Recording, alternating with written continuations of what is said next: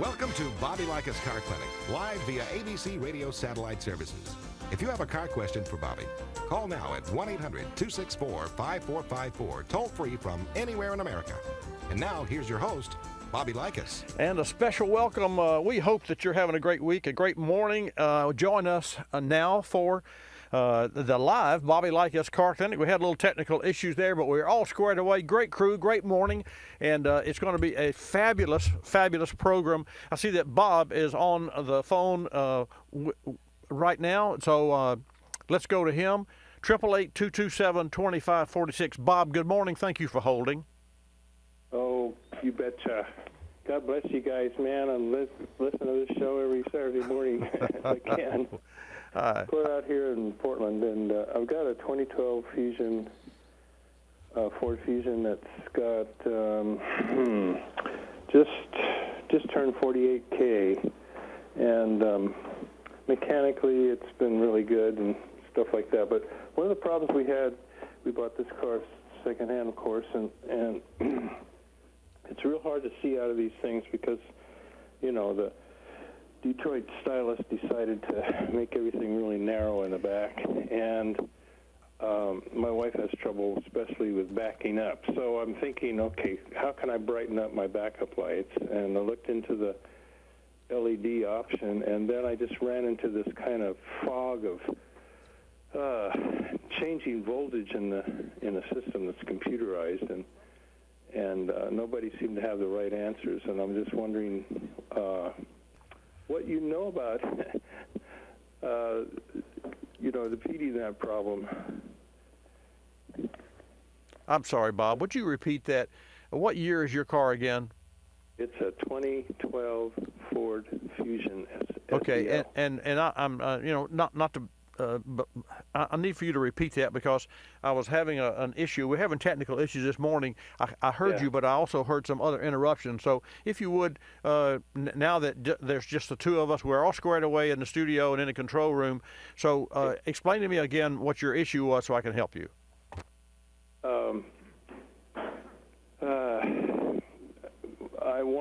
I would like to try and change my backup light system from incandescent lamps to LED, and I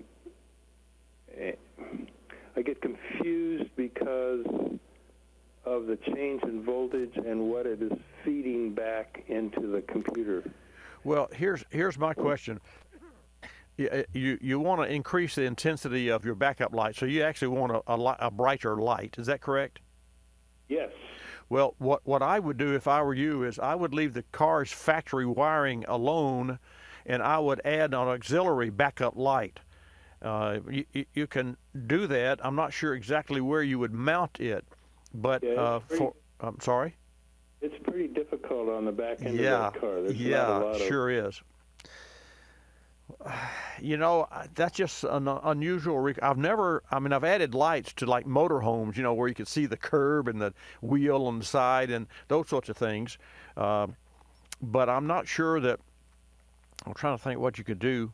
What I would do first is I would look into the aftermarket for a brighter bulb. The challenge with that is that circuit is part of, more than likely with a 2012 model automobile, part of the BECM, body control module.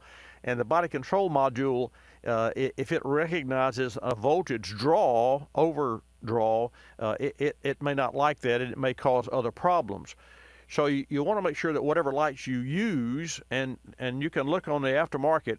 What I would do, I would go to, here's the first thing that you do.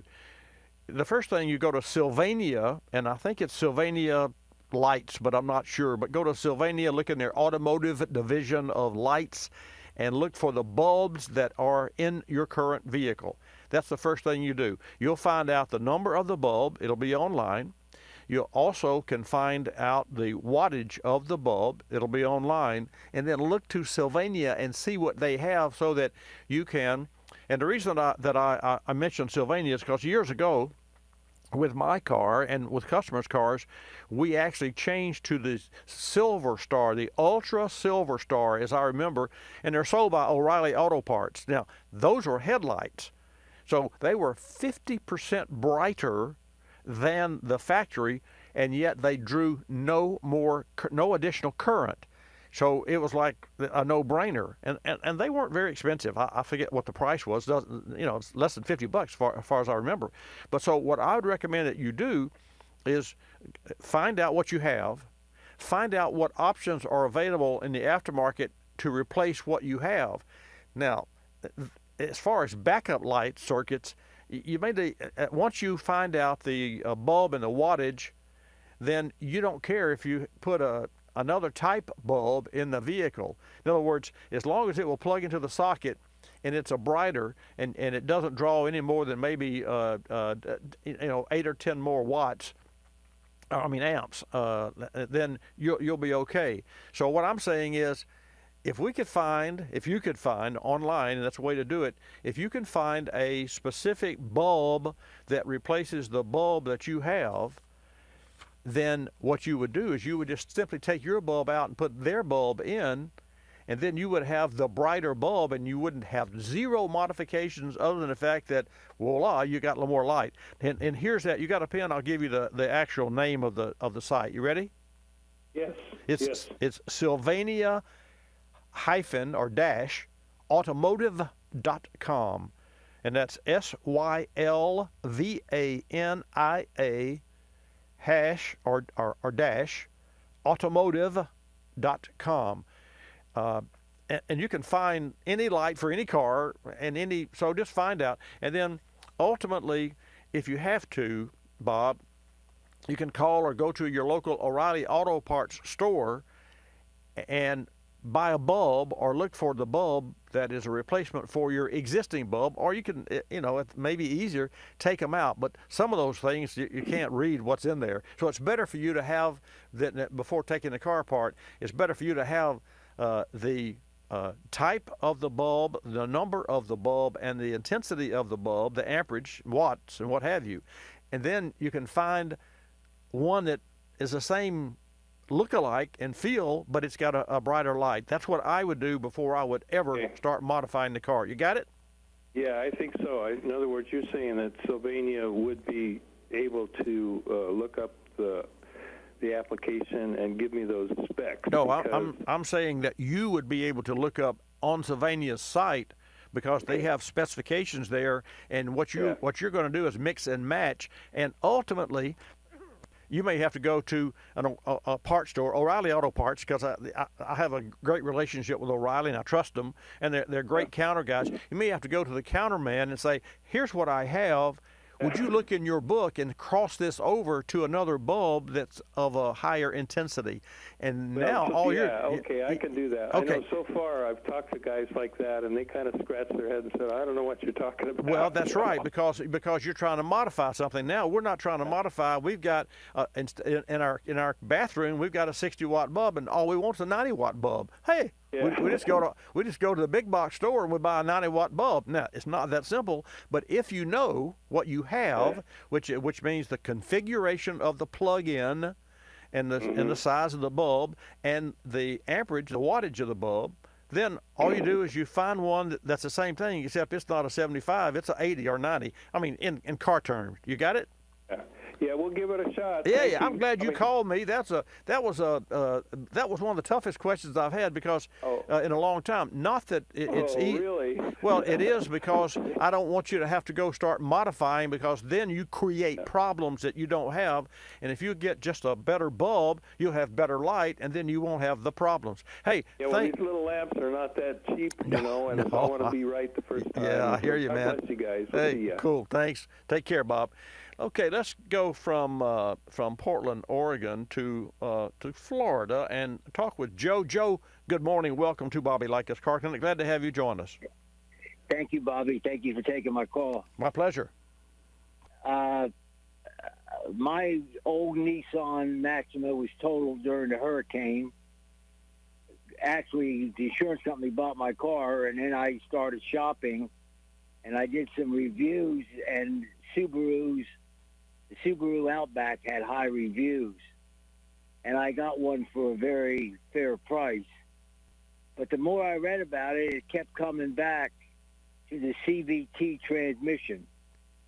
And I noticed you made a comment last week or the week before that you didn't like CVT transmissions.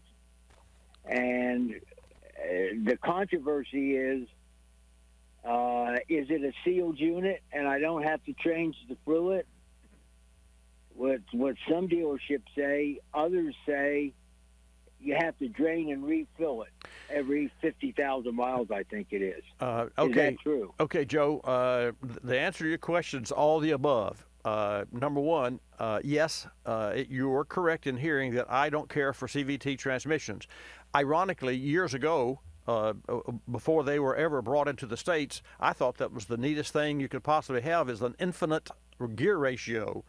And if it's correctly applied, and when I say applied, in other words, if you could take a CVT and have, say you wanted 50 gears, you bing, bing, bing, bing, bing, it would be terrific if you could go from 1 to 2nd to 3rd to 4th and all the way up to 50. But it's an infinitely variable chain belt type driven machine using pulleys. One pulley shrinks while the other expands, and as that happens, the pulley that comes together it causes the chain to ride higher on the groove, so that's how it grows. And for as long as the driven gear goes in or out, the pulleys, then the other gear goes in or out, and so the ratio is changed because the chain runs on a smaller pulley and drives a bigger pulley until you spread the smaller, until you take the smaller pulley and pull it in. Anyway, without getting too technical, I didn't care for them.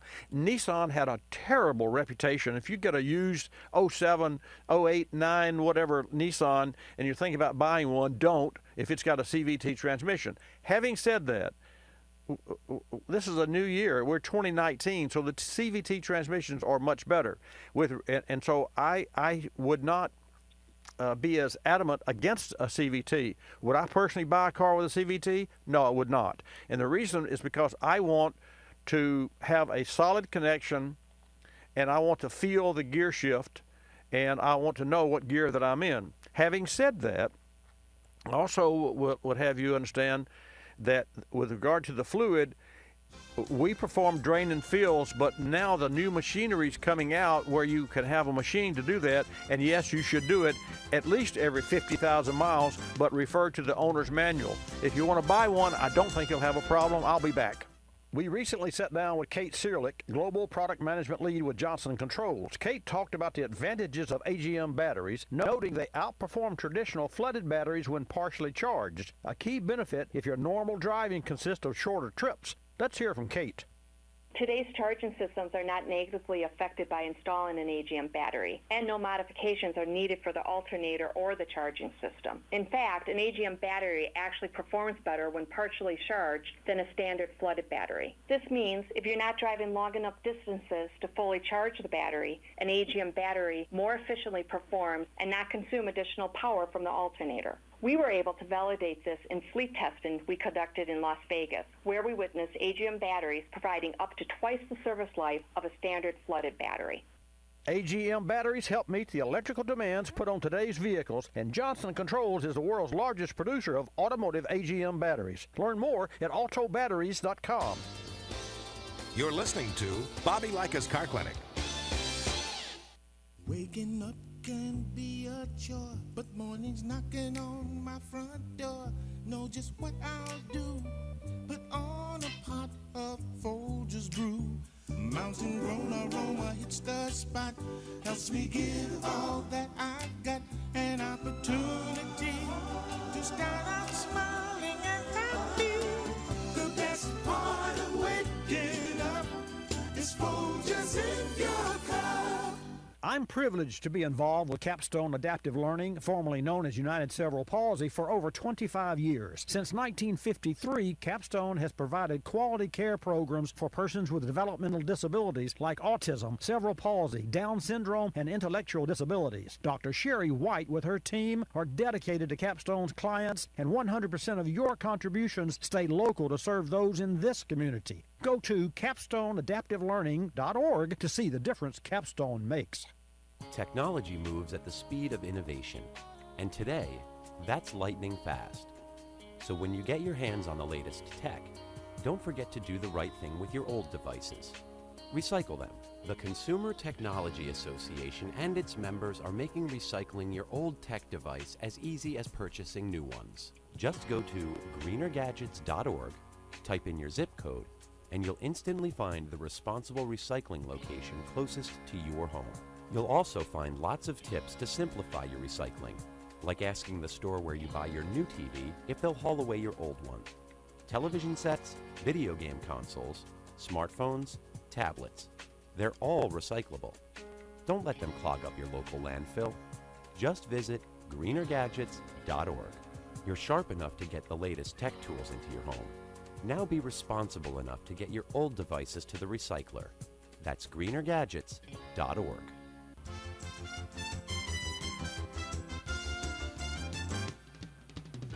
And now back to Bobby Likis Car Clinic and your host, Bobby Likis. And welcome back to this segment of Bobby Likis Car Clinic, brought to you in part by O'Reilly Auto Parts.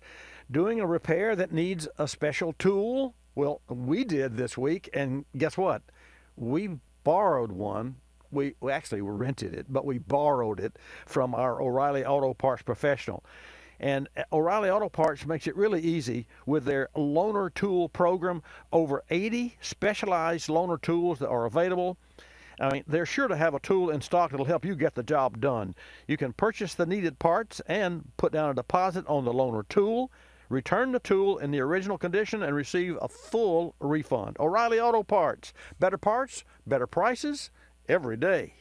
Let's go to Keith from Alabama. Oh, a long time since we've heard from Alabama. Keith, welcome to Bobby Likis Car Clinic. Thanks for holding. Hello. How you doing? Terrific. Yourself? I'm doing great. I have a question for you here about a 2012 Chevy Captiva. Okay. It has a 2.4 liter Ecotec engine. Right. And the problem is it has a bad idle only when it's in gear and only in stoplight when it's warmed up only, not when you just cranked it up.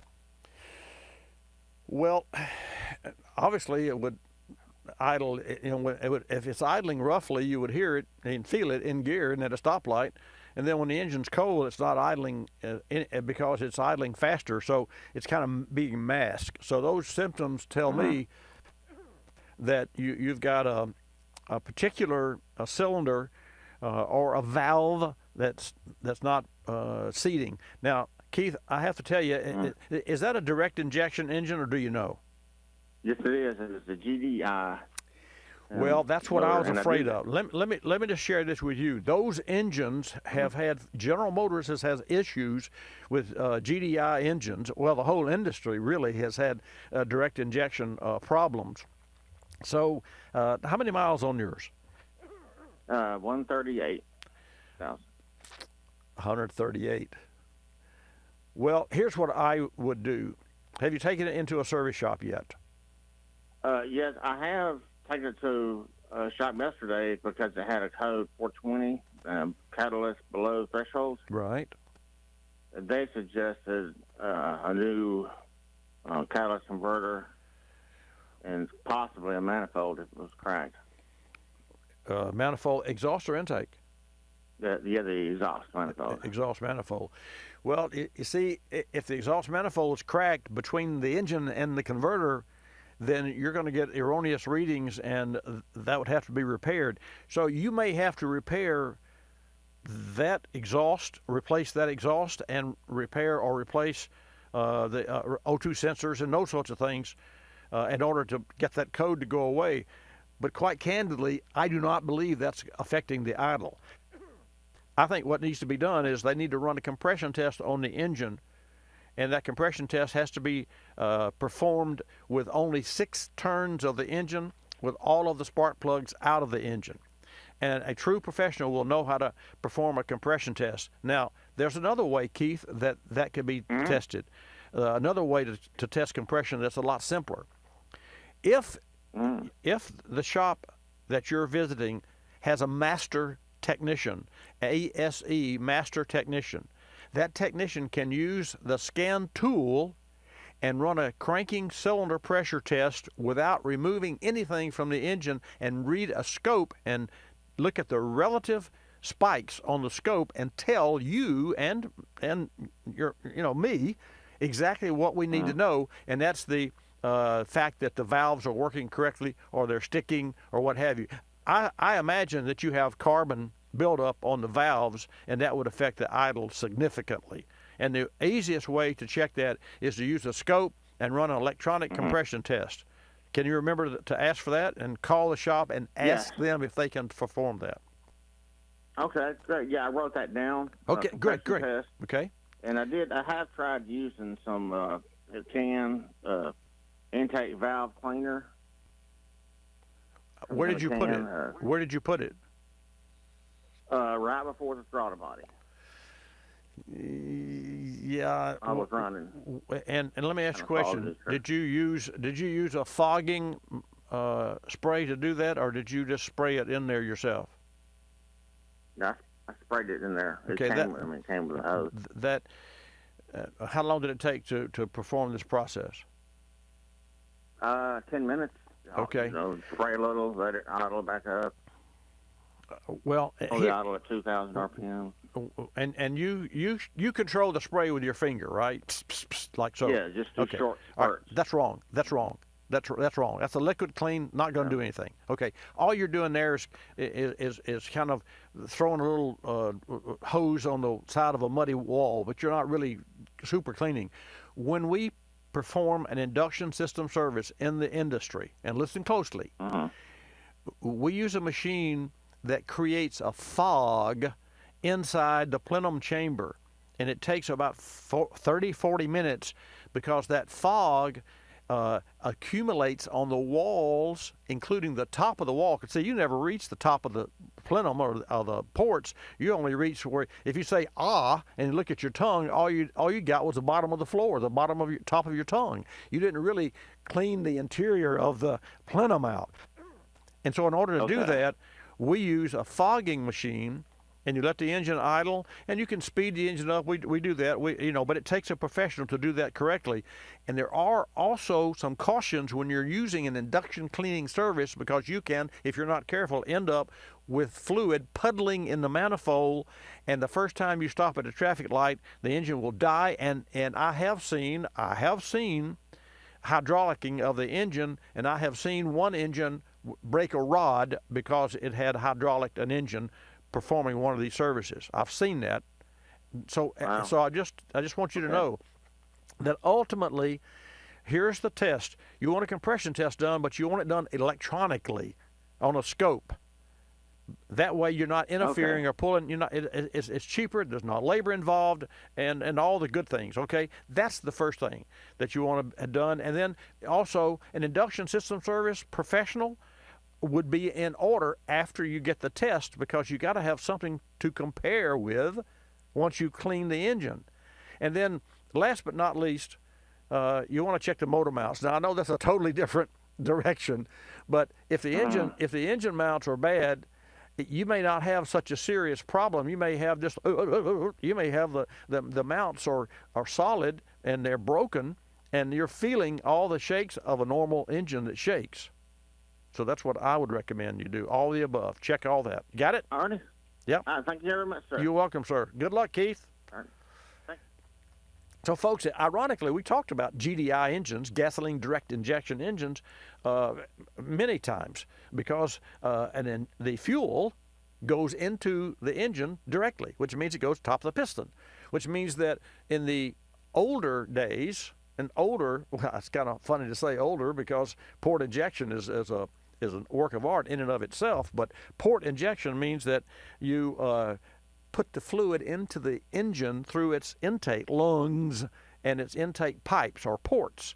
And this fluid, which is fuel, goes by the intake valve, and it washes the intake valve as it goes into the cylinder. Not the best way for performance and efficiency, but a great way. So you know what manufacturers did? What Ford did in 2017? They took their EcoBoost GDI engine and they added port injection, the old port injection, and they have 2 injectors per cylinder, the direct injector and the port injector.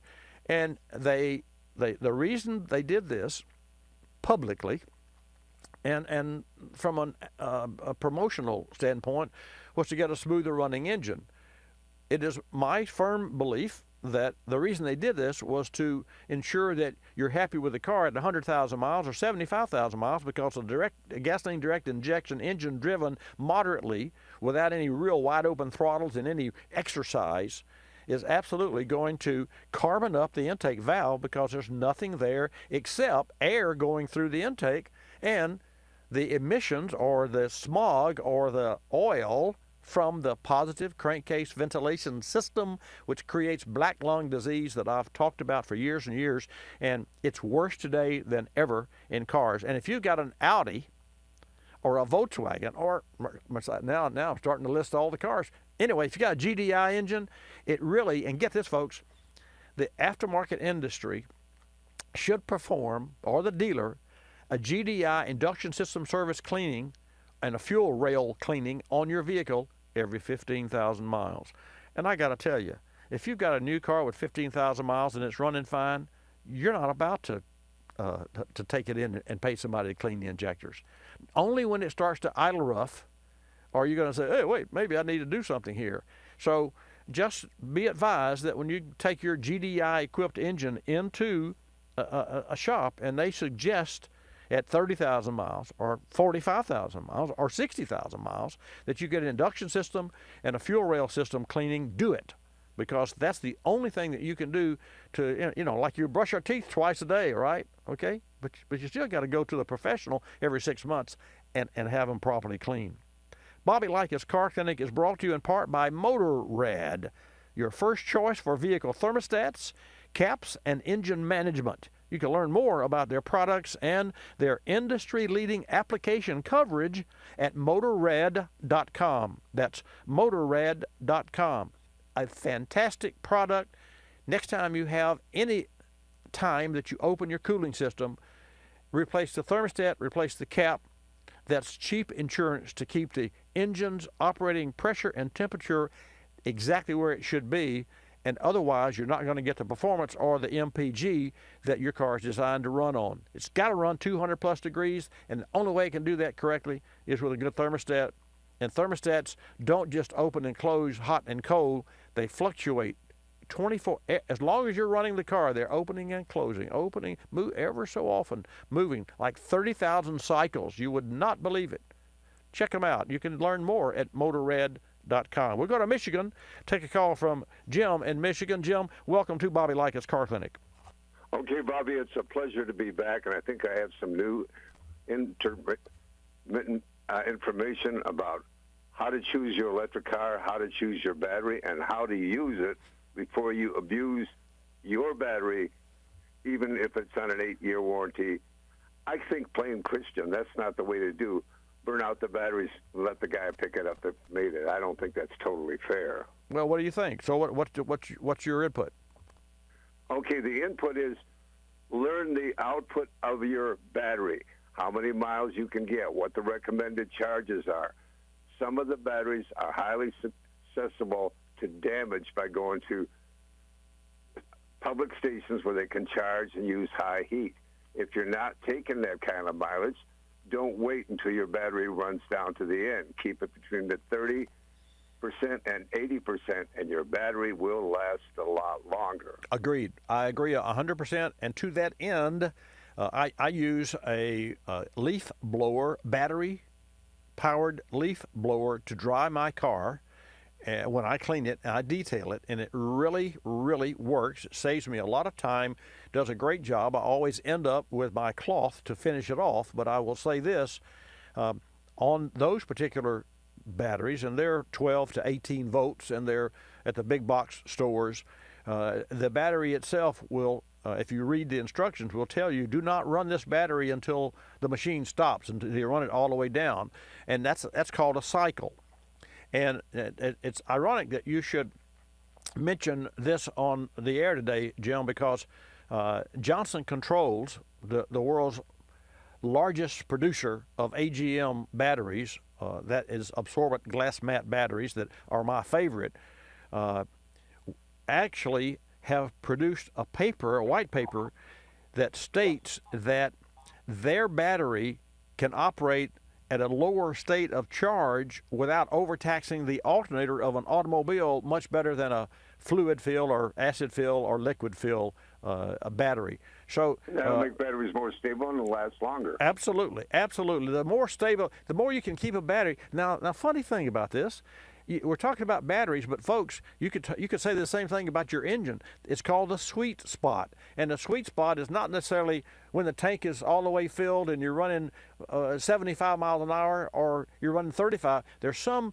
50, 55, 60, 65 mile per hour. Maybe half a tank of fuel. I mentioned that because of the weight of gasoline. There's some sweet spot and also tire pressure. All of the things that we call, how do you like tune a chassis or tune an engine? And there really no such thing as a tune up. But the bottom line, there are sweet spots in engine RPM, just like if we are walking along or jogging. There's a sweet spot, and that sweet spot depends on, obviously, how tall we are, or how short. I mean, if I'm jogging with a basketball player, I got news for you. I'm going to run my legs off. Jim, it was great. It was great to hear from you today, and we are out of time for this hour. I appreciate your call as always. Take care, and thank you for that input. Okay, you're welcome. And folks, I want to share with you that coming up, I have a lot of information. I've got information about horsepower in a crate. That's right, a crate motor. that is. It's really neat. And there's a company located in a town called Kearney, Nebraska, that I'm going to share with you during the next hour of Bobby Likis Car Clinic. Also, gas prices. Gas prices are up and down across the nation. Now, isn't that really strange? For the most part, they are up, and that's really strange. I'll see you after the top of the hour. This is Bobby Likis Car Clinic. Like us, you'll love us.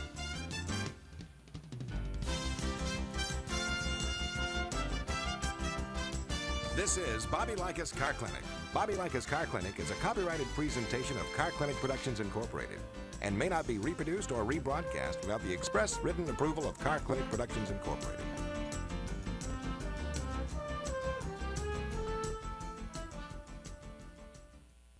Today's Repair Spotlight is for gasoline-powered engines with 60,000 plus miles. At this age and high mileage, vehicles can develop irritating small oil leaks that can make a mess and ultimately cause serious damage to engine and chassis components. The solution? Berryman's B60 High Mileage Oil System Rejuvenator. It's simple to use and safe for engine components like catalytic converters and oxygen sensors. Berryman B60 High Mileage Oil System Rejuvenator cleans and protects the crankcase and engine oil system on all gas-powered vehicles and conditions and revitalizes seals and gaskets to help stop oil leaks. Berryman B60 High Mileage Oil System Rejuvenator contains zinc-based ZDDP and molybdenum moly to help fight friction, heat, and wear. It helps prevent sludge formation to maximize engine performance and life. Don't put up with those pesky oil leaks. Add some Berryman B60 to your motor oil and add another level of protection for your engine. Learn more about Berryman B60 and other great products at berrymanproducts.com.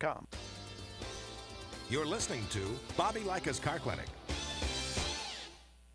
If you're familiar with the Kulseford section of the newspaper, you probably understand this message quite well. You see, in the Kulseford section, everything gets abbreviated. Consonants, vowels, prepositional phrases, the very building blocks of our language are thrown right out the window. And that makes it difficult when you're trying to sell your car. You've got a limited amount of space to work with, and by the time you abbreviate the description of your car down to a couple of fragmented sentences, it sounds less like a car and more like a Bluck sedan with sniffed like new condition lemals. No wonder more people are selling their cars through eBay Motors. They can post unlimited text and photo descriptions, and with a nationwide marketplace, they're likely to sell it for more. Plus, both parties can be covered by eBay's Vehicle Protection Program. Buyers are happy, sellers are happy, and no one's abbreviating. eBay Motors, a better way to sell your car.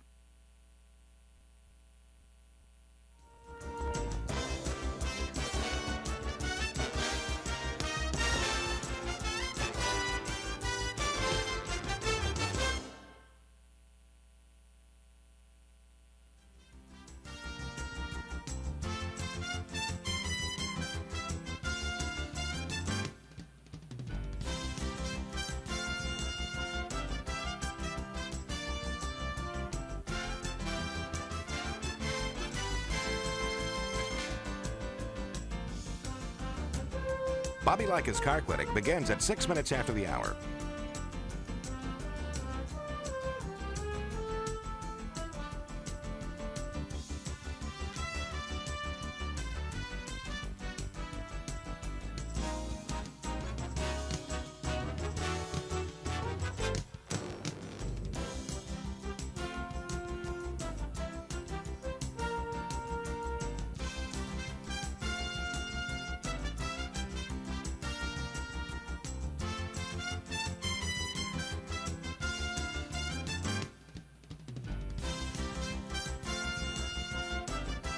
Bobby Likis Car Clinic begins at 6 minutes after the hour.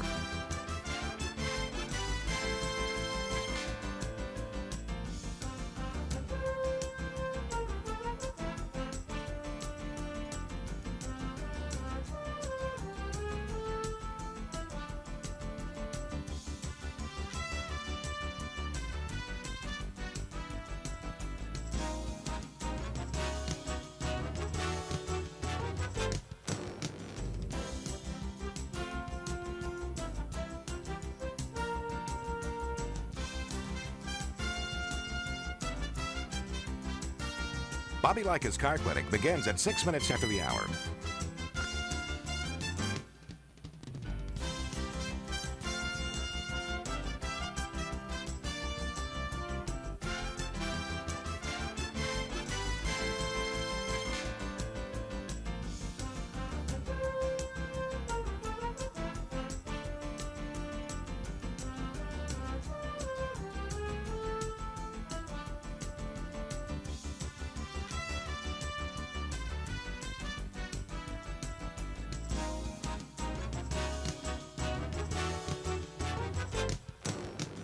Bobby Likis Car Clinic begins at 6 minutes after the hour.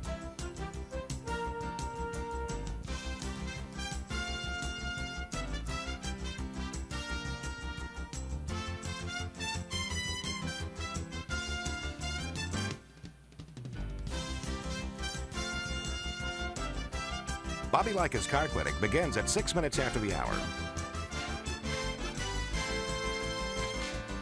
Countdown to 3-minute mark. 5, 4, 3, 2, 1, mark.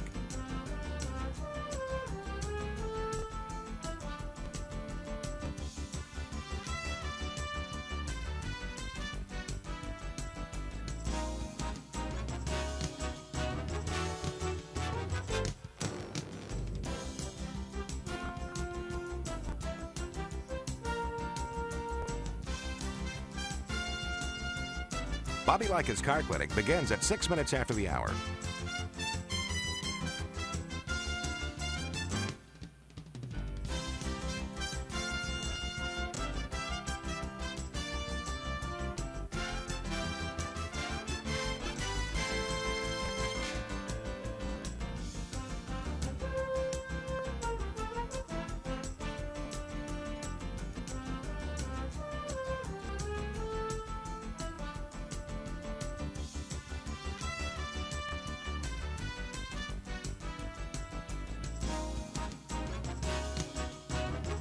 Bobby Likis Car Clinic begins at 6 minutes after the hour.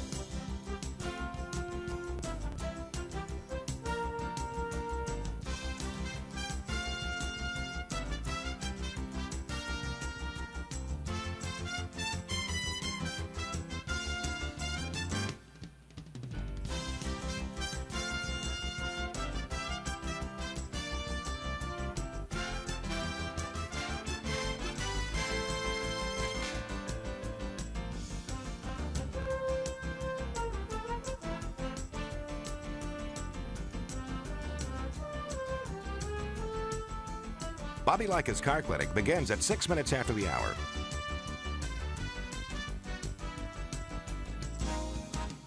Countdown to 1-minute mark. 5, 4, 3, 2, 1, mark.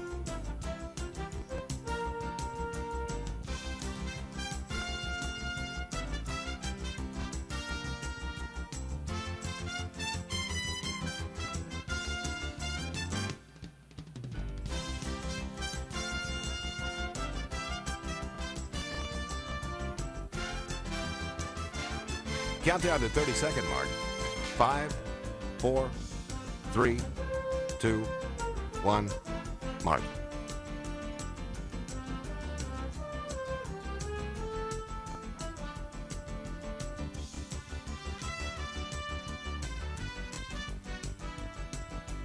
Count down to 10-second mark. 5, 4, 3, 2, 1, mark.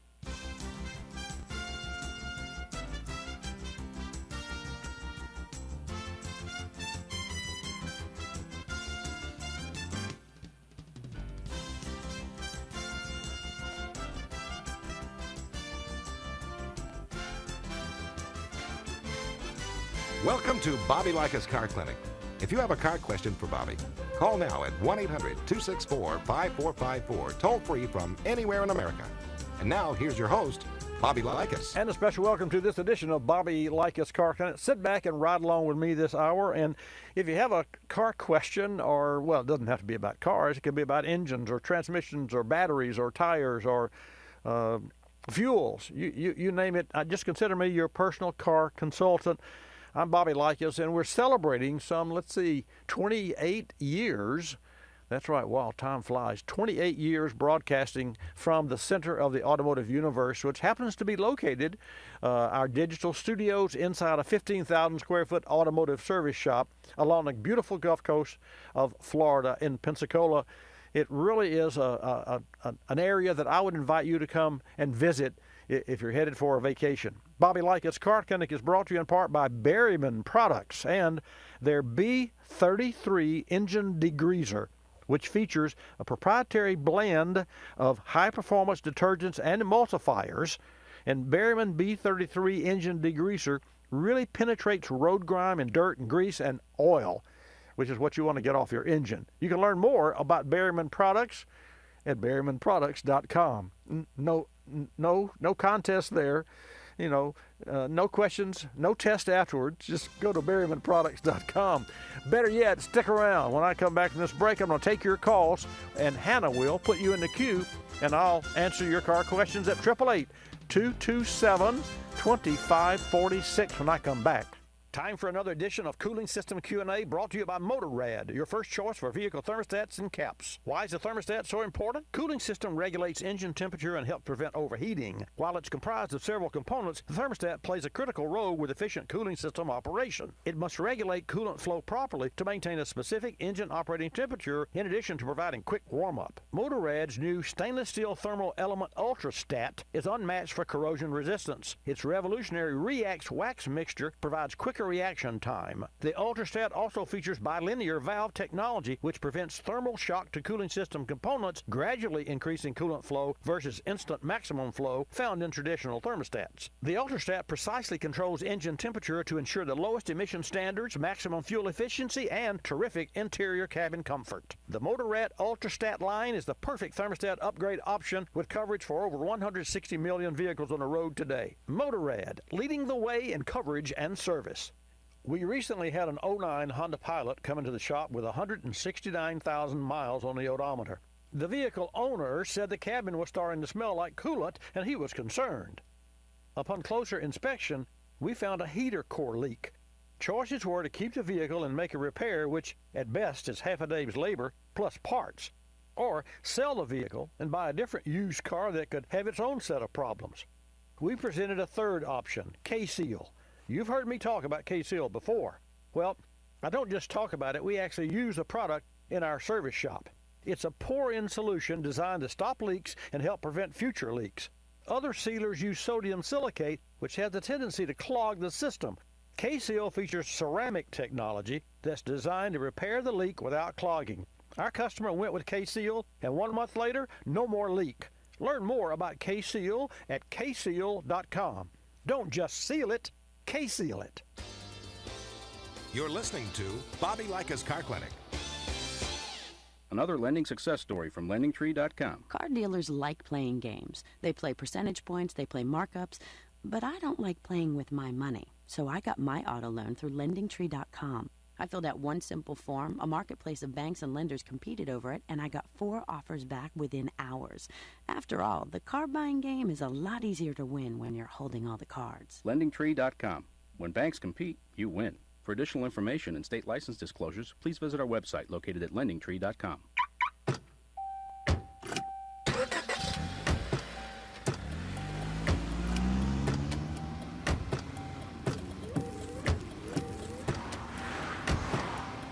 Driving has a rhythm all its own.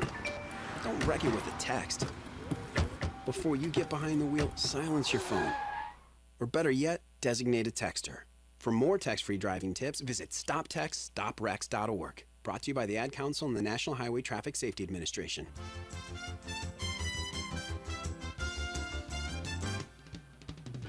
And now back to Bobby Likis Car Clinic and your host, Bobby Likis. Okay, let's get started. This is going to be a special hour, and I want you to know that what we're going to be doing after the program today, which of course you won't be a party to, but I wanted you to know that Johnny Bars, who is our ASE Master Certified Technician and also committee chair for his son Stefan's Boy Scout troop, will be a Jedi instructor.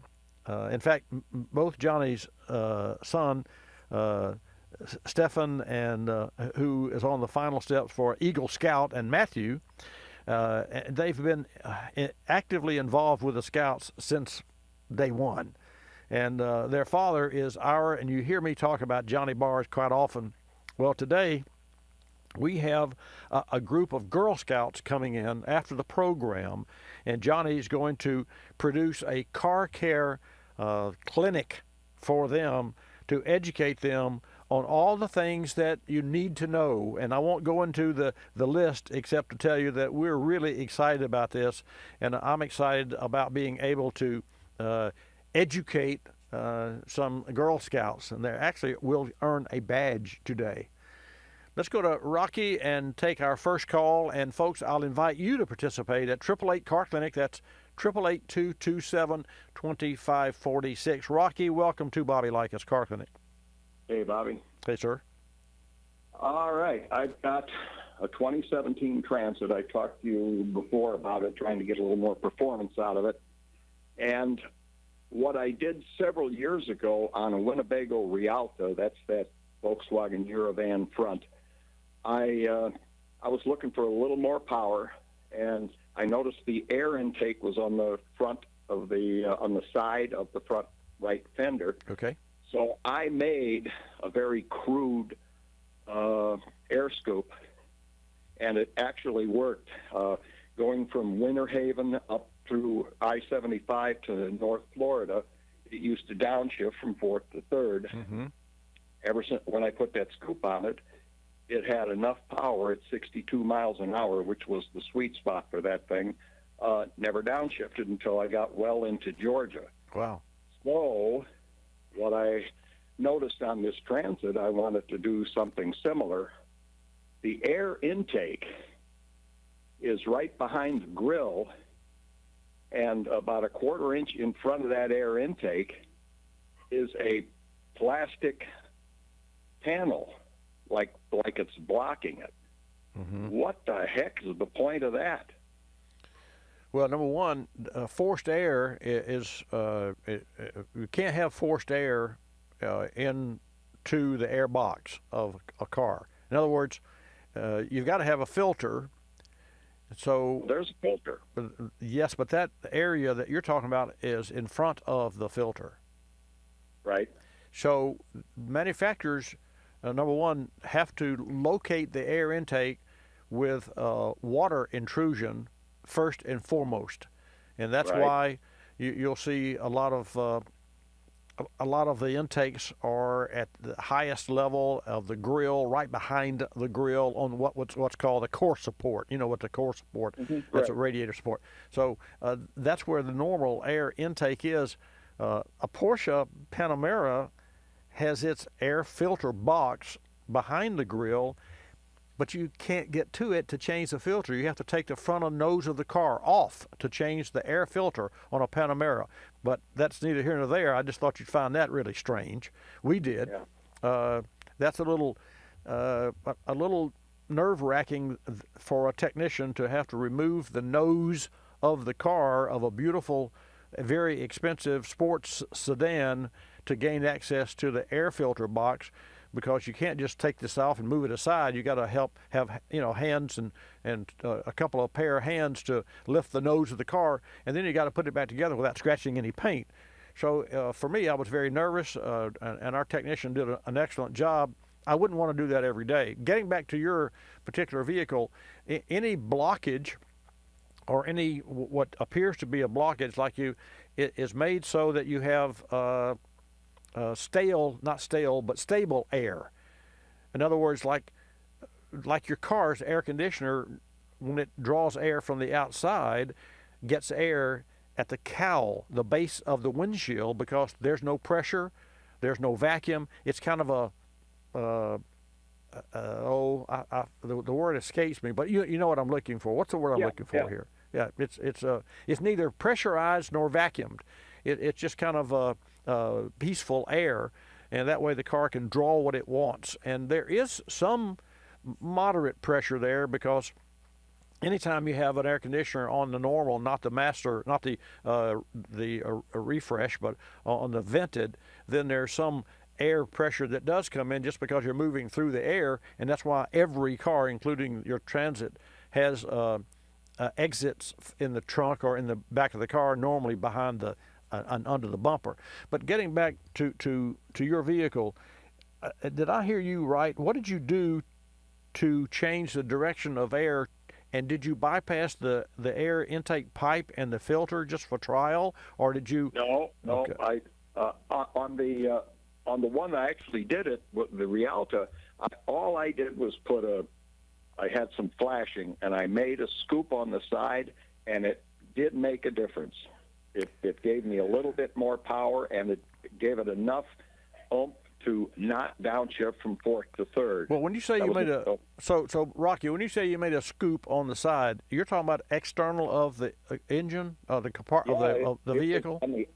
On the outside of the fender. Kind of looked ugly, but it sure did the job. Well, what I believe? I believe what you did was you made up for the blockage that a standard air filter has with respect to, say, a K&N air filter. Right. As a K&N air filter, you can, and I did this just the other day on the new smart car that I recently bought. I put a K&N air filter in it, and I looked through the original air filter, which needed to be replaced. And then I looked through the K&N, and even though the original air filter only had 12,000 miles on it, it had some dirt. It was ready to be changed. But even after I blew it, I couldn't see through it. Whereas you could take the brand new K&N and look directly through it, and you say, well, gosh, that's not going to filter, but it does because of the folds and the oil and because of the way it's designed. But neither here nor there. What I believe happened was that you negated the blockage of a standard air filter. So I think I would opt for, and here's what I would always opt for, because I'm big on white papers and testing. And so many times, and you've seen this, Rocky, you could go online and you find where Tom, Dick, and Harry fix the darndest of things, anything, because they went online and, you got to turn this bolt and adjust this. That really doesn't happen in a shop. In real life, what you see online, from the chat rooms and the forums, I've just never fixed a car specifically. Not that that's not good information. It is good information, but I've never seen it specifically be the cause and the repair of any specific problem that I've had. Having said that, I do believe that what you did was you gave the engine more air, and of course more air means more life and more power, and you did that by forcing it in there. So if I were you, I would perform, and so that we're talking technical here, I would replace the air filter in the vehicle with a K&N if they make it for that vehicle, and I'm sure that they do. They make them for everything, and I would run the same test and see if that, without the scoop, and I would see if that is not indeed what you did. Does that make sense? Well, yeah, but I'm not going to put a scoop on this, because there's just no way to put it. I was just trying to free up the area. Yeah, but you want to leave it factory configuration is what I'm saying. Always leave factory configuration unless you're modifying off-road or otherwise making serious changes to a vehicle, because the engineers that design those things design them to work under almost every circumstance that you or I could think of. Storms and snowstorms and cold, hot, and yada, yada, yada. So the bottom line is the easiest thing you do is to upgrade with an aftermarket part and a good synthetic oil, Mobil 1 synthetic oil, synthetic gear oil in the transmission or transfer case, all of those things, tire pressure, and so all of those things are changes that you can do that will not affect the vehicle's life, but will add to the longevity and increase the performance of the engine. And Rocky, I don't know if Super Chips makes a chip for your vehicle, but they don't. We talked about this a few months ago. We have to get those guys on the air and make them broaden their reach, because there's horsepower under the hood that we haven't touched. Hey, thanks for your call, and let me know what your next steps are. And folks, don't touch that dial. I'll be back after this break. Why CarStar? Today's vehicles offer comforts and conveniences never imagined 20 years ago. Backup cameras, entertainment systems, start-stop technology, the list goes on. These technologies help avoid accidents. But what happens after a crash? Growth in electronic vehicle content adds to the collision repair cost and complexity. Damage a side view mirror or paint a bumper, and you may change the trajectory of that sensor. Adaptive headlights are another example. They actually turn the corner with you as you're turning the corner. The price for these headlights can reach $2,000. Now, more than ever, it's important to follow automaker guidelines for vehicle repairs. Don't compromise vehicle safety. CarStar is North America's largest multi-shop operator of independently owned repair facilities. CarStar delivers consistently high-quality repairs and the industry's highest customer satisfaction ratings. At CarStar, they don't just repair cars, they repair your car. Learn more at carstar.com.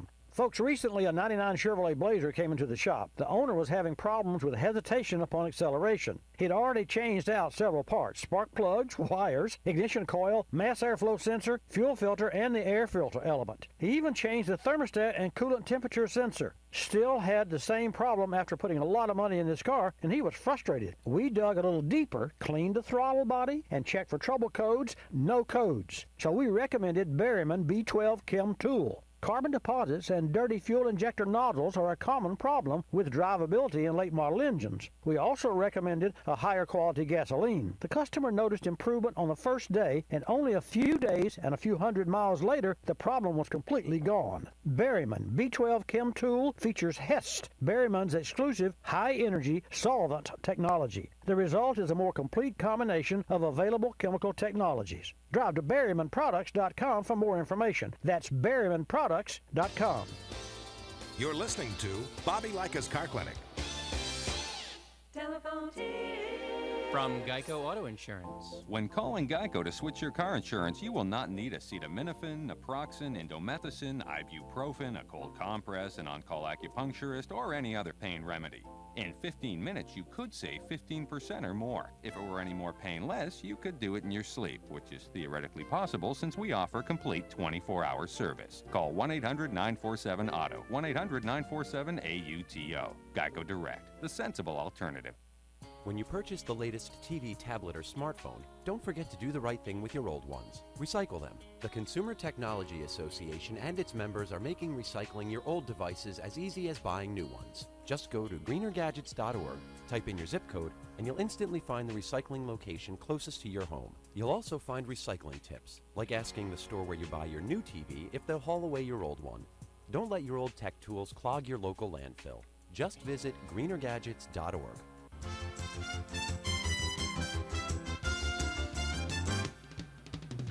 And now back to Bobby Likis Car Clinic and your host, Bobby Likis. And welcome back. Bobby Likis Car Clinic is brought to you in part by the Car Care Council. Folks, reminding you that April, with just a few days left here, so don't put it off any longer because you don't have but a couple more days. April is National Car Care Month. You can visit carcare.org for a number of fantastic tools, including tips and service schedules, videos, and more. And to that end, this week, and I've printed this, I wanted you to know about this, I get this email. It says, your XJ has a service due. And lo and behold, I went to the carcare.org site. I put my VIN number in, as I've mentioned to you on the air here on Bobby Likis Car Clinic. And here I get a note from the Car Care site saying, hi, Bobby. According to our record, your XJ may be due for its $65,000 scheduled maintenance. And folks, my car is 370 miles from $65,000. So the carcare.org site is a fantastic site with all sorts of great information that will help you to maintain your car and know what services need to be done and when. Check them out, carcare.org. Let's go to New York. John, thank you for holding and for your patience. Welcome to Bobby Likis Car Clinic. Hey, how you doing? Great. How about yourself? Well, pretty good. I got a question about a 3.7 Chrysler motor. Okay. The Jeep Liberty. It's an 02. And the drop number 2 cylinder, right? And I put a camera down the cylinder, and there's all kinds of I don't even know what it is. I couldn't get out, but I'm pretty sure it's a valve guide. Ooh. And I hear that's a pretty common thing with the Chryslers and the 3.7s, the early ones. Well, and, I'm not familiar with a 3.7, but I am familiar with the 05, 6, 7, and 8 Hemi, and the valve seat will fall out of those engines, and we just installed a reman updated engine. Oh, I say just within the last 6 months. In fact, it was November of 18 when we installed this engine, and really the engine that we put in is better than the engine that Chrysler put in that car to start with. So what are you going to do? What's your question of me? How can I help, John? I was just wondering, pin the, if I take the head off and the head's good and the piston doesn't have any damage, I was wondering if I can, if they could pin the valve guides for one thing, so they don't come out again. I guess they're not using steel. I know that for a fact. Well, you don't, but you don't know what's wrong with your particular engine because you don't have it apart yet, though. You just know there's some metal in there that shouldn't be in there. Yeah, right. I mean, I researched the 02s. Right. And there is a group of 02 3.7s that have drop valve guides. Right. In number 2 cylinder. Wow. And the only thing I can think of is it's right there next to the oil pump and everything. And my main, I was just wondering, the car's immaculate. It's totally immaculate. I mean, it's a down south car. I brought it up to New York, and it had 180,000 on it. And I was just wondering, what do you think the odds are? I'm popping the head off today up there, just to make sure after I get out of work, to see if there's any damage to the piston. I was wondering, what do you think of a rebuilt engine? Not a rebuilt, but the rebuilds aren't rebuilds anymore. They see if they run and then they clean them. Well, I would go with a reman engine. I would go. Here's what I would do if I were you. Knowing the history and knowing the shortcomings of this vehicle and the engine that's in it from the factory, and then now you've had that issue, to pull it off and repair the issue and continue to use that same engine without updating the parts that are known to fail, that would be a no-no. So let's say that the engine block is okay. Let's just say that the engine block is okay. I doubt it. There's probably damage there, but let's just say it's okay, and you have a piston that was damaged. You can replace the one piston with one new ring and a new set of bearings, and then replace the cylinder head with a new cylinder head or a remanufactured cylinder head assembly. I would not repair the one that you have, and the reason that I say this is because very few, well, actually, machine shop industry in automotive is on the decline because the labor, and here's why. The labor involved to disassemble an engine and repair an engine, and by the time we get it in a service shop, there's so many parts that are worn. Where do we stop?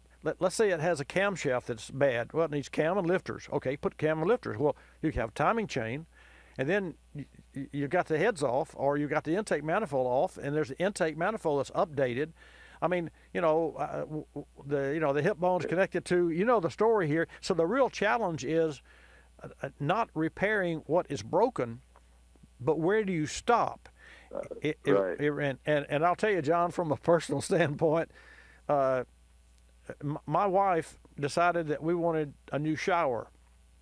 And so when I was away on a convention, I came back, and that shower had some issues for like a couple of years. And it was one of those, we need to fix this, we need to fix this. When I got back, there was no shower. She had borrowed a sledgehammer from the neighbor next door and sledgehammered that shower and destroyed that shower. And the true story.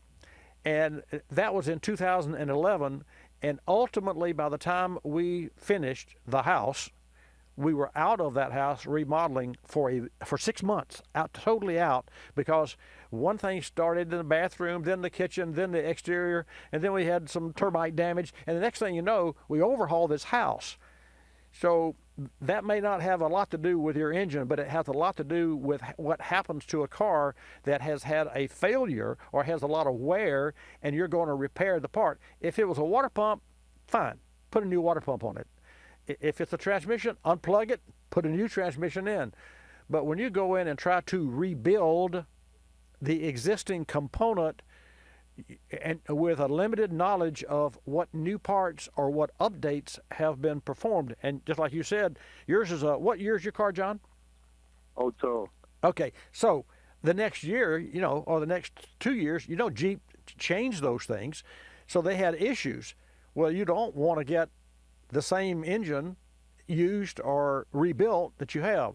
So the answer to that would be to go to a national manufacturer of a remanufactured engine is what I would do. If you like, and and just to confirm your next steps, you probably would want to take the engine apart and take a look at it. That's just, but know this, the right way to do it will be to replace it with a remanufactured engine.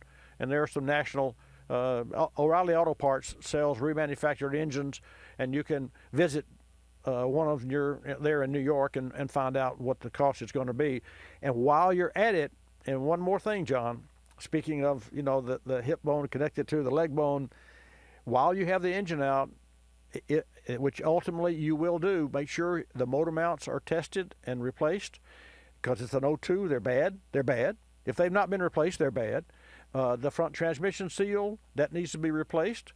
Hoses, belts, radiator, water pump, all of the supporting. That's why when a lot of car owners will call and say, I need a widget. What do you charge for a widget?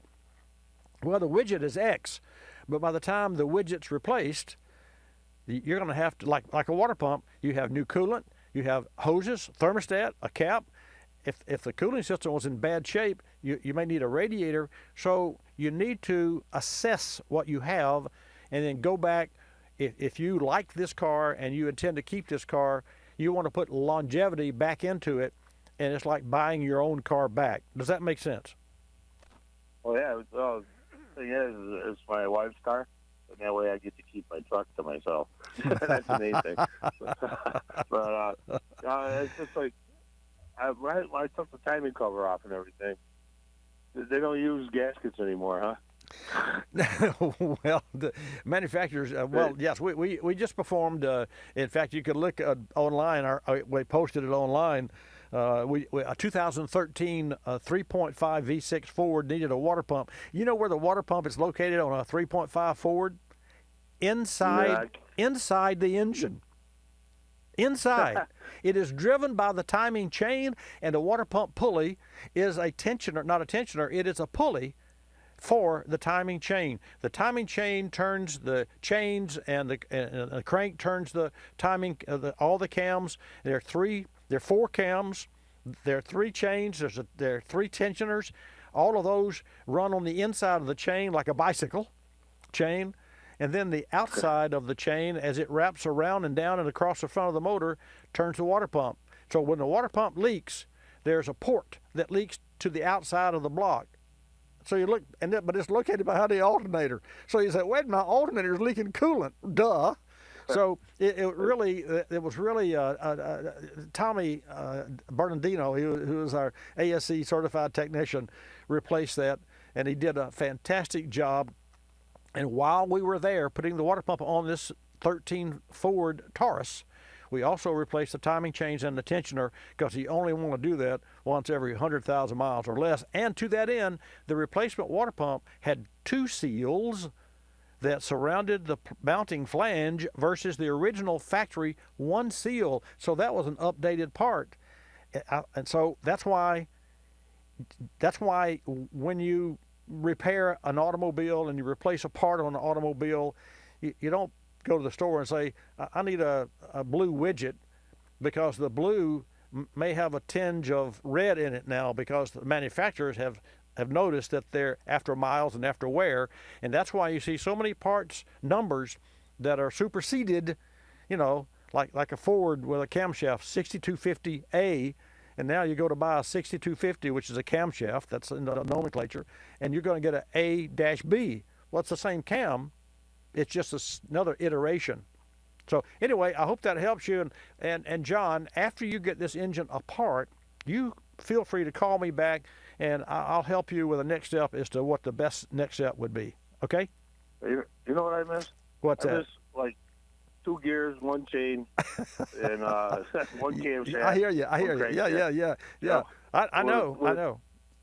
With a timing light and a dwell meter. I'm with you. But now think about it. If you remember those days, like the Pontiac, if you had 50,000 miles, on a Chevrolet in those single cam days, the pushrod days like you're talking about, you had to replace the head because the valve guides were worn out. And if you had a Pontiac, all the nylon teeth would come off of the timing gear, and you go to crank it one morning and it would go dead, and that'd be the last time it would run. And then you had to pull the pan, take all the pieces out of the pan. So cars are not made the way they once were. They're a lot better than they are. Hey, thanks for your call in New York.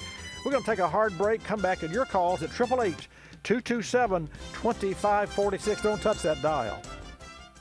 Talking tunes? No, not the ones on your radio, the ones that allow you to reprogram your vehicle's factory computer without even popping the hood. The result is more power, more torque, and a better overall driving experience. We recently sat down with Jim McGinn, Vice President of Marketing for Power Tech. Jim touched on some of the additional products Diablo Sport has to offer. In addition to the Diablo Sport lineup of tuners, Diablo Sport also offers Jammer cold air intake systems and Hooker Blackheart exhaust kits. These kits work in concert with the Predator 2, Intune i3, and Trinity 2 programmers to deliver increased fuel economy, mileage, and overall performance for your gas truck or SUV. Folks, Diablo Sports performance products make the perfect holiday gift, and now is a perfect time to buy with their holidays savings. How cool is that? You get up to 20% off SRP on their extensive lineup of premium performance products. Learn more at DiabloSport.com. That's DiabloSport.com. You're listening to Bobby Likis Car Clinic. More than 1 million wild animals are killed each year illegally. Poaching is a major threat to our country's wildlife. I'm Tom Barry. I'm an actor with a desire to preserve living space for wildlife. The Humane Society Wildlife Land Trust does just that. Works with private landowners to protect wildlife, to preserve natural habitats. To learn more or to work with the Humane Society Wildlife Land Trust, call 800-729-SAVE. That's 800-729-SAVE, or visit wildlifelandtrust.org. Thank you. Did you know 26 million Americans have kidney disease and most don't know it? The day I was diagnosed, I didn't know what to do. I called the National Kidney Foundation, and the young lady who answered stayed on the phone with me and walked me through step by step. She too was surviving kidney disease. And she showed me there could be life after kidney disease. Visit the National Kidney Foundation at kidney.org. Now you know. We're a land of cynics. We don't believe anything anymore. You know why? Because we've been told we've won $1 million, that it's new and improved, that it slices and dices, that our favorite singer is still alive, that we'll be prosecuted if we cut off the tags, and of course that everything is backed with a 100% money-back guarantee. So when we hear the words customer service, we don't believe it. Travelocity isn't surprised if you're a little skeptical when they say they have excellent customer service, and that there's actually a pleasant face behind this website, a living, breathing person with a supercharged computer full of answers. Someone who's willing to help when you get lost, and most of all, someone that will actually pick up the phone when you call with a question or a concern. Customer service is just another example of how Travelocity puts you in control of travel. Chances are you'll never have to use it, but it's good to know it'll be there if you need it. Travelocity.com. Go virtually anywhere.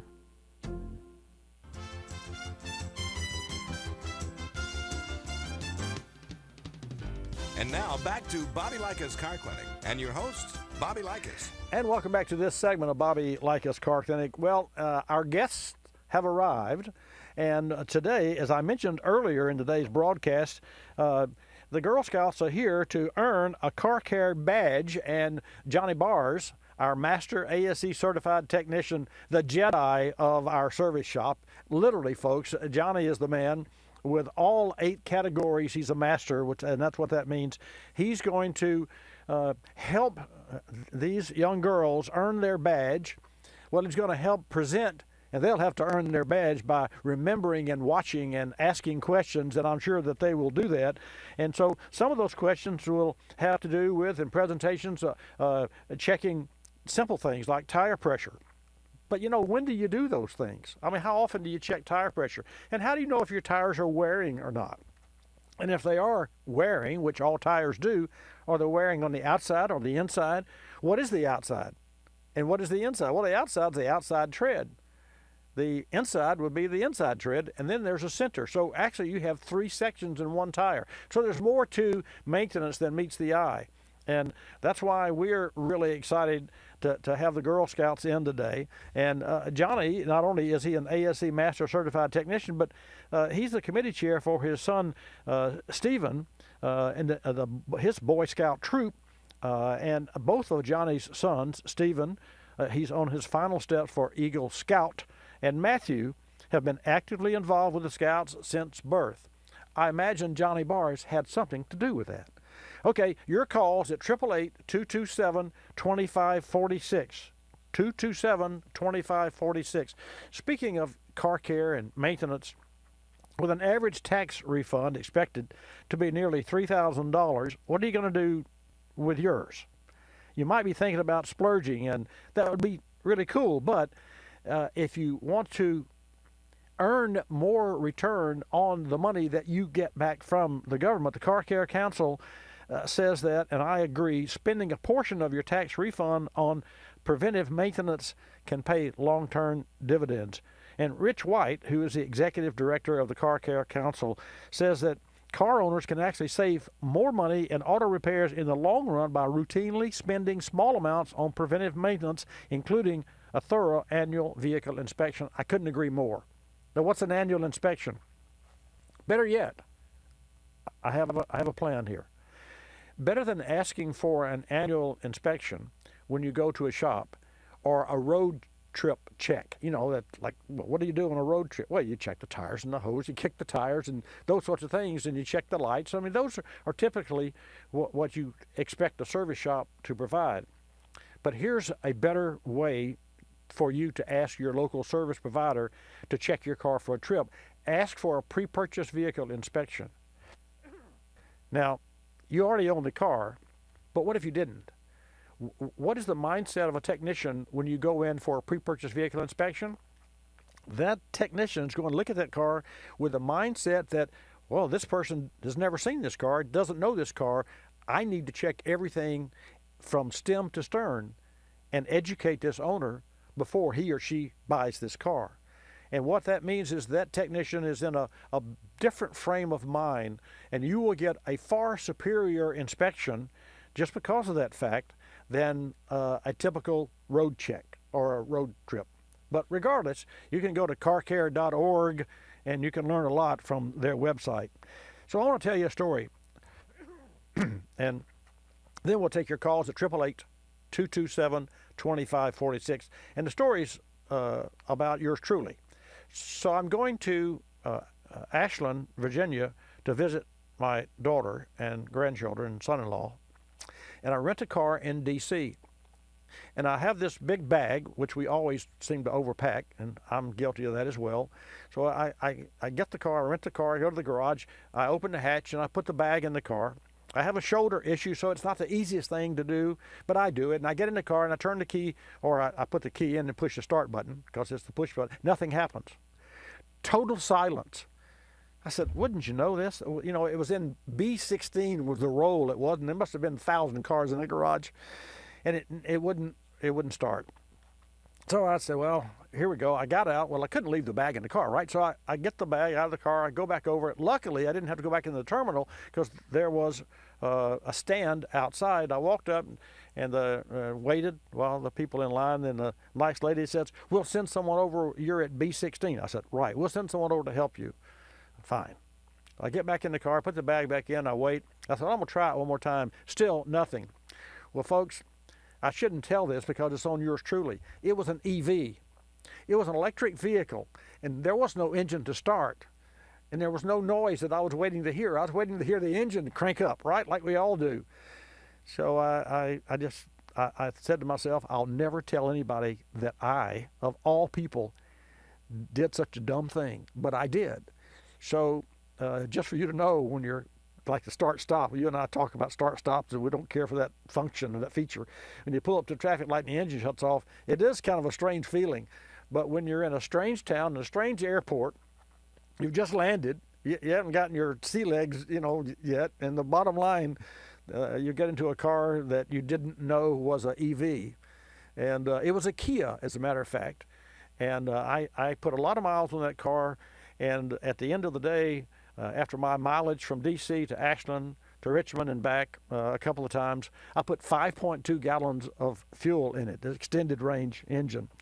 So it was a great experience, and it was a great learning experience, which I hope that that's what can happen to you here when you tune in to Bobby Likis Car Clinic. Just remember, 10 till noon every Saturday, and also on your local AM and FM radio stations across the nation.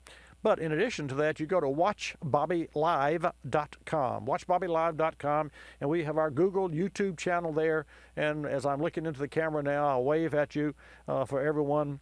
You want to make sure that you tune in. And I want to welcome the folks that we have, the guests, and then we're going to go to Texas and take a call. Got a couple of questions, and now's the time to get in. Please don't wait the last 10 minutes because we'll be jammed. 888-227-2546. We have Madison Shane in the house, so I'm looking that way. So Madison, if you raise your hand there, Madison Shane. Oh, not here? Ah, there she is. Okay, Madison Shane. And then we have Emma Hartman Sumrall. Ah, there's Emma. Catherine Eikenson. Hi, how are you? Jenna Kavanaugh. Here and up there. They're all raising their hand, folks. You can't see it. Lily Van Sleen. She's in the house. Katie Strout. I'm murdering these names. Christy Shane. Is she here? She was hiding behind the door. So is that all our guests? Well, welcome to Bobby Likis Car Clinic. And folks, this is going to be so exciting because they're going to earn their car care badge today. And I'm going to go to Texas, but I have to tell one more story. This is because we all have to hear this. So I buy my daughter a car when she turns 16, and she drives it. Well, she drives it more than she did anything else, but she did clean it, but she drove it. So one day, my team tells me, well, hey, Bobby, Misty came in today and got her oil changed. I was so thrilled. I thought this is the best thing in the world. She did. I didn't have to ask her. She came in to get it changed. And I just thought that was so. That night when I went home, I just praised her. I said, I think it's just terrific that you voluntarily brought your car in to get the oil changed. She said, yeah. She said, I sure did. I said, well, how did you know that? She said, well, I knew it because the oil light was on. And that is a true story. And at that time, it was an 88 model Integra, hot rod, 4-cylinder, nice car. The oil light, it wasn't a warning light. It was meaning there was no oil in the engine. So and that's another true story. Let's go to Texas here and get me out of this. Tim, welcome to Bobby Likis Car Clinic. Thanks for holding. Well, thank you for taking my call, Bobby. I really appreciate it. You're welcome. I have a 1989 Ford F-150 four-wheel drive truck. It's the 5-speed standard. It's the custom, the most base model, and it was a gift from my wife for our 30th wedding anniversary. Wow. Because it had 2,811 original miles on it when it was delivered to my home. 2,800. When did you get this?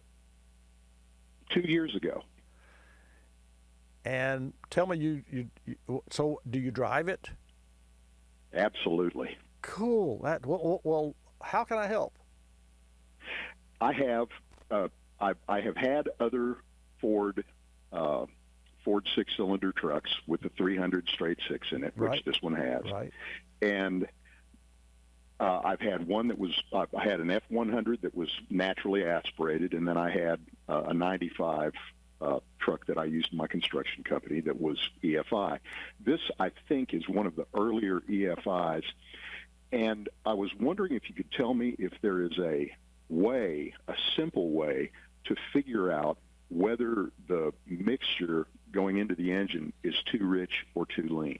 That's question one. And the other is, this is a factory original truck with all the original belts and hoses and all that other kind of stuff. I replaced the tires, the battery, and changed the air conditioning over from the old Freon to the new. Right. Do you have any other suggestions? Because this is an heirloom truck. My son's going to inherit this truck, and I just want to keep it running and keep it pristine. So, one, rich or lean fuel, how do I figure it out? Thing two, any suggestions that you have? That's a great question, and I'm imagining the vehicle in my mind. And you're right about one of the first. In fact, in 1986, Ford Motor Company put the first fuel-injected vehicle into production, and it was a truck. And I think part of that was because they didn't quite know how to make the intake manifold because and the truck was taller, under the hood. You got a lot of room in the truck. So they made the intake so that the intake comes out of the mouth of the engine, comes up, and then it folds over the back of the engine. Now, that was on the V8, the 289. But on the six-cylinder, they did something similar. And they had, at that time, the V8 had the ported injector, but then they were big on, at that time, throttle body. And a throttle body was a poor attempt at injection, because a fuel injection system is really, if you've got 6 cylinders, you have 6 in port injection, you have 6 individual squirt guns that are electronically controlled. So the air just goes through the mouth of the engine, the throttle, when you open the throttle, and the fuel is squirted with a little, like water gun, squirt guns, so they squirt fuel. Now, it's a little more sophisticated than that, but the way to find out, the easiest thing for you to do first is to check gas mileage. So you go on the road and you check gas mileage, and if you're getting in the mid-teens with that engine, I'm going to guess 17. Have you checked it? Yes, and I'm getting about 13 or 14 at this point. Okay, but that's on an extended trip on the road, steady speed. That is correct. I drove it 85 miles to a friend's farm where we were working cows and back again. Okay, well, so you've got 85 round trip or 85 one way? 85 one way. Okay, so you got a couple hundred miles there, and you specifically filled it going, and then when you got back, you filled it again, so you know that's close. That is correct. Okay, all right. Well, that's a little bit low. I think that is low, so that indicates that the air-fuel ratio could be rich. So the first thing that I would do is I would make sure that I had a new thermostat in it, because in the early days, and of course it's true today too, but in the early days, the air temperature sensor would coke over with, like I talk about black lung disease, with carbon up, and it would get coated, and it would be insulated from the air that goes into the engine. And you have to measure in order to deposit the right amount of fuel. It's all about a recipe. You have to have the right amount. In fact, for every gallon, and Tim, get this, for every gallon of gas that goes in an engine, 9,000 gallons of air have to accompany it. So 1 gallon of gas, 9,000 gallons of air. And the computer measures all that. And it does so with sensors of the ambient temperature and of the engine's temperature, and also the load of the engine, and they use a map sensor for that. And then the speed sensor, which tells the engine RPM, the computer what the RPM is. And then you know that a cylinder that's moving at, 3,000 RPM with a temperature of 200 degrees, the engine should be. Now, here's a caveat. If your engine's thermostat is stuck open or not closing all the way, or it's just lazy, then the engine runs cooler. And the cooler the engine, the poorer the gas mileage. So the first thing I would do, this is it's a no-brainer. So, a lot of folks say, well, gosh, at one time we thought 109 degrees was just cool, but it wasn't. It was, because today 210 degrees is what an engine has to run to be efficient. It's like flying an airplane. When you get in an airplane, they're on the takeoff. They have to warm everything up. Well, the same thing's true. So if I were you, I would replace the air temperature sensor just on ceremony. Okay. I would make sure that you're using a 1030 oil, not a 2040 or 2050. Even though that's an early model engine, 1030. That's what I would do. And then I would do air in the tires and what have you. I would continue to make sure that the fluids and the air pressure and all those things were adjusted. Hey, I'm out of time, Tim. Do us a favor. I'll think about this over the week, and you give me a shout a little earlier next week so that I can share some more ideas with you, okay? Folks, Bobby Likis Car Clinic has been brought to you today by Grundy Insurance, inventors of the Agreed Value Insurance Policy. It's the safest way to protect your collector car, and you can learn more at Grundy.com. I'm Bobby Likis. Likis, you'll love us. Bobby Likis Car Clinic. Bobby Likis Car Clinic is a copyrighted presentation of Car Clinic Productions Incorporated and may not be reproduced or rebroadcast without the express written approval of Car Clinic Productions Incorporated.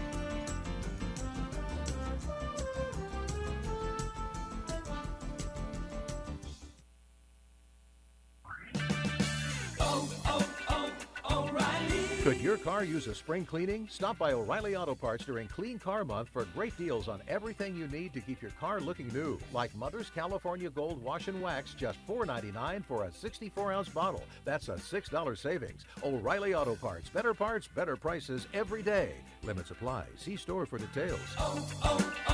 O'Reilly Auto Parts.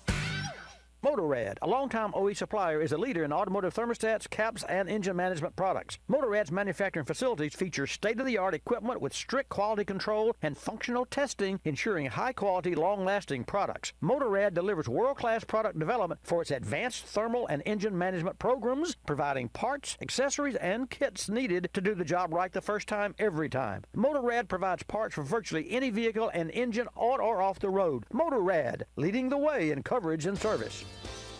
You're listening to Bobby Likis Car Clinic. Ricey Outfitters, I'm Tina. How can I help you? I'd like to place an order. Great. Which item? The cotton roll neck sweater, large. Okay. Periwinkle, Loden, or caramel? The caramel, please. The what? I'd like it in caramel. Oh, the caramel? Yeah, that's what I said, Tina. Actually, you said caramel when it's pronounced caramel. Can't we just call it yellow? No. Everyone knows the best part of a Milky Way. They just don't know how to say it. After all, it's our caramel. It's caramel. Ugh, that makes a Milky Way great. You start my morning, you stir in my soul, you warm my heart, make me feel whole. Your aroma calls me, starts my